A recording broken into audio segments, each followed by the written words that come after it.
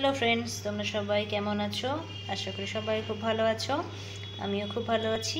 আজকে আমি দেখাবো মাইক্রোওয়েভে কিভাবে খুব সুন্দর একটা হেলদি তো বটেই, কারণ মশলাটা খুব কম পড়বে, মাছের একটা ডিশ আমি বানাবো।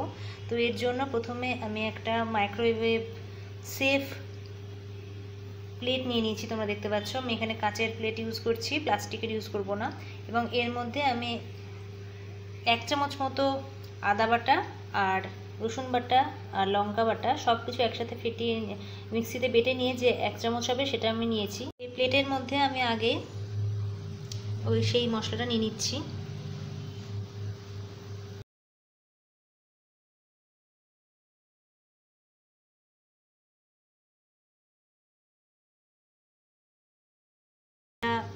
এক চামচ, ছোট একটা চামচের 1 চামচ।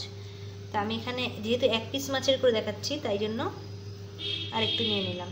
তো বেশ পাতলা টাইপের, খুব ঘন নিয়ে একটু পাতলা টাইপেরই করে নিয়েছি আমি। আর মাছটাকে আগে থেকে ম্যারিনেট করে রাখতে হবে নুন আর হলুদ দিয়ে, তো সেটাও আমি দেখিয়ে দিচ্ছি। এই নুন হলুদ দিয়ে মাছটাকে ভালো করে আমি ম্যারিনেট করে ফ্রিজে রেখে দিয়েছিলাম। এরপরে এই মশলাটাকেও আমি উল্টে পাল্টে ভালোভাবে চারিদিকে মাখিয়ে নিচ্ছি মাছের এই পিসটার। এই মশলা দিয়ে যদি আগে থেকেও আমরা ম্যারিনেট করে রেখে দিতাম তাহলেও কিন্তু হবে, বরং বেশি ভালো হবে। তা আমি চটজলদি করছি, অতক্ষণ টাইম ছিল না। এটার মধ্যে আর আমি দেব একটুখানি কয়েক ফোঁটা সর্ষের তেল। সর্ষের তেল ছাড়া মাছ খাবো কীরকম যেন লাগে শুনেই, সেই জন্য সেইটা যেন কীরকম না লাগে ওই জন্য ওই 4 ফোঁটা তেল আমি নিয়েছি। ওই তেল দেওয়া না দেওয়া সমান জানি, তবুও দিয়েছি, আপনারা চাইলে নাও দিতে পারেন। আর এই তেলটা দিলে আরেকটা যেটা সুবিধা হয়, যখন এই রান্নাটা হয়ে যাবে তখন এখান থেকে তুলতে সুবিধা হবে, নইলে একদম লেগে যাবে।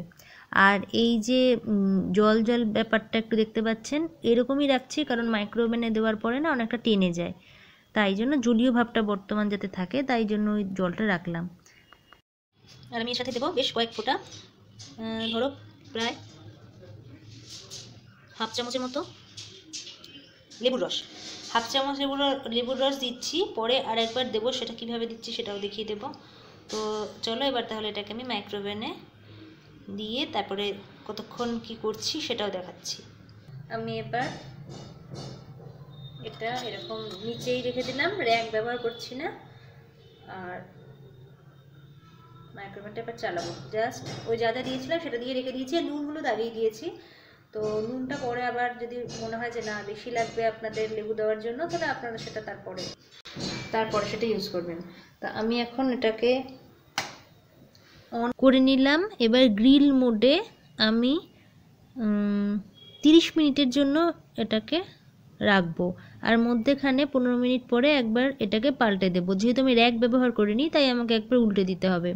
তো এটা কিন্তু একটি মাছের জন্য যত টাইম লাগবে, আমি যদি এর সাথে 4-5টা বা 6টা মাছও করতাম, যটাই ওই প্লেটে আটবে তা একই টাইম কিন্তু লাগতো।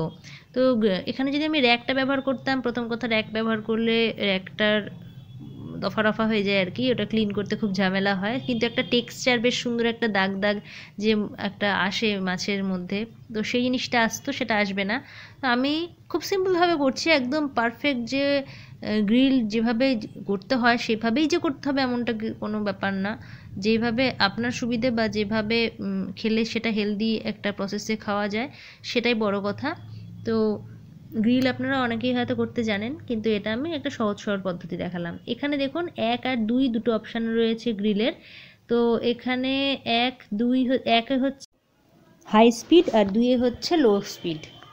তো এবার কারো কারো উল্টোও হতে পারে, কারো হয়তো উল্টোটাও থাকতে পারে স্পিডের ব্যাপারে। তো আমার এখানে এরকম আছে, ওই জন্য আমি এটা অন করে দিয়ে এখানে আমি দেখুন ওই যে ঘুরতে শুরু করেছে, অর্থাৎ অন হয়ে গিয়েছে। আমি কিছুক্ষণ পরে আবার দেখব যে কেমন হলো, আর তখন আমি উল্টে দেবো।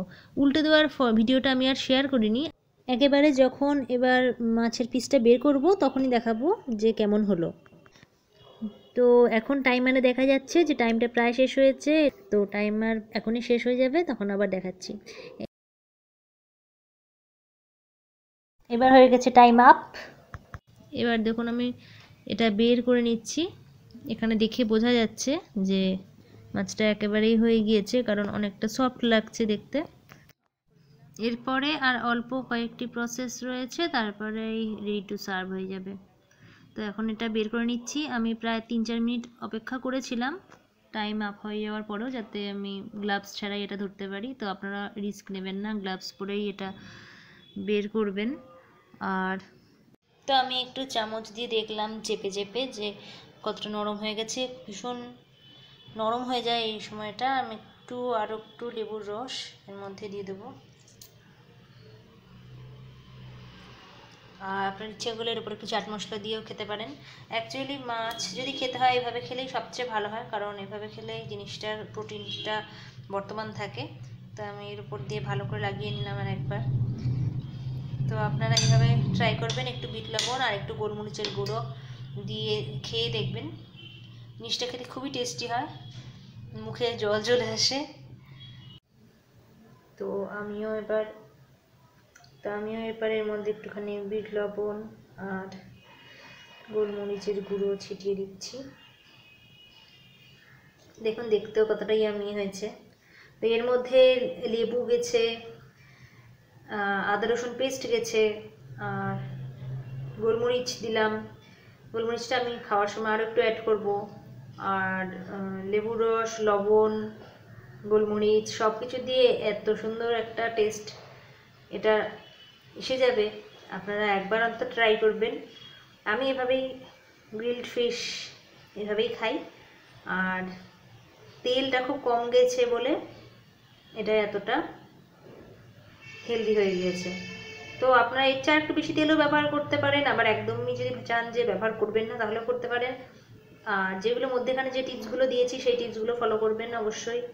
যেমন বললাম একটু জল জল রাখতে হবে, কারণ এই জিনিসগুলো একদমই শুকনো শুকনো হয়ে গেছে এখন। ওখান থেকে যা জল ছিল সেটা এর মধ্যে চলে গিয়েছে, এর মধ্যেই সমস্ত জলটা এখন ঢুকে গিয়েছে। তো দেখতেই পাচ্ছেন এইগুলো এতটাই নরম হয়ে গিয়েছে, মাছটা আমি উল্টে নিয়ে দেখছি যে একটু চাপ দিতেই কাঁটাগুলো পুরো বেরিয়ে আসছে। আর মাংসগুলো বেশ ছাড়া ছাড়া হয়ে গিয়েছে কাঁটার থেকে। তো আমি আগে যেটুকু হাত দিয়ে সম্ভব সেটুকুই আগেই খুলে নিচ্ছি।